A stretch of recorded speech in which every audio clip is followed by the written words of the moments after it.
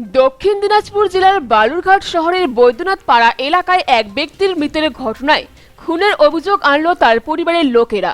মৃতের নাম অঞ্জন সিং, বাড়ি বালুরঘাট বৈদ্যনাথ পাড়া এলাকায়। মৃতের বাড়ির লোকেদের অভিযোগ, গতকাল রাতে মৃত অঞ্জন সিং তার শ্বশুরবাড়িতে কোনো কাজে গেছিলেন।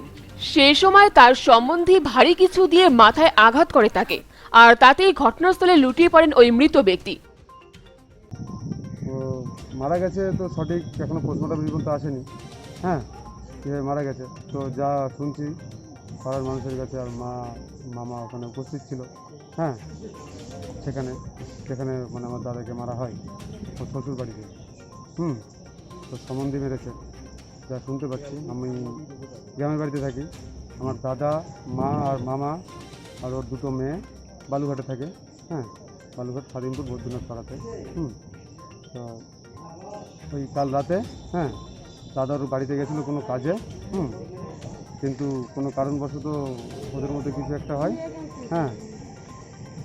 হওয়ার পর তার উপর একটা ধারালো একটা অস্ত্র বা ভারী কোনো কিছু দিয়ে মাথায় আঘাত করার কিছুক্ষণ পর সে মারা যায়। এরপর ওই ব্যক্তিকে উদ্ধার করে বালুরঘাট হাসপাতালে নিয়ে গেলে চিকিৎসকরা তাকে মৃত বলে ঘোষণা করেন। এই ঘটনায় মৃতের বাড়ির পক্ষ থেকে থানায় অভিযোগ করা হবে বলে জানা গেছে। ইতিমধ্যেই পুলিশ ঘটনা তদন্ত শুরু করেছে। কে আঘাত করে, কি সন্দেহ করছেন আপনারা? সন্দেহ করছি ওর শ্বশুরবাড়ির লোক, ওর সম্বন্ধী হতে পারে। এই বিষয়ে কি কেউ পলাতক আছে এখনো? হ্যাঁ, ওর সম্বন্ধী পলাতক বাড়ি থেকে। যে মারা গেছে তার নাম কি? তার নাম অঞ্জন সিং। আর যে মারছে, যার বিরুদ্ধে অভিযোগ করছেন, তার নামটা কি? যাকে অভিযুক্ত করছে সম্বন্ধী, সে পলাতক আছে। এখনো সে সঠিকভাবে সে পুলিশের হেফাজতে আসেনি। সম্পূর্ণ হোক। তার নাম রঞ্জন সিং। আপনারা কি চাইছেন এখন? আমরা চাইছি শাস্তি চাইবো, আর কি চাইবো।